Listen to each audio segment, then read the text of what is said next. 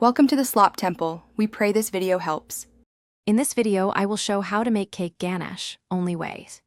Heat 8 ounces of heavy cream until steaming, then pour over 8 ounces of chopped chocolate in a bowl. Let it sit for 1 minute, then gently stir from center outward until glossy and smooth. Allow the ganache to cool slightly before using to pour, spread, or whip for frosting, ensuring a silky finish on your cake. In this video, I will show how to make cake ganache, only way.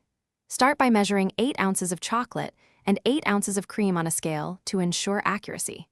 Finely chop the chocolate so it melts evenly and place it in a warm, dry bowl.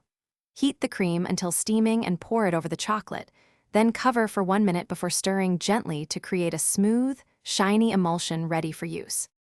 In this video, I will show how to make cake ganache, only way.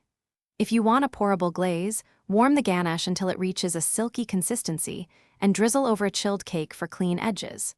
For frosting, cool until thick, then whip briefly to incorporate air and spread smoothly.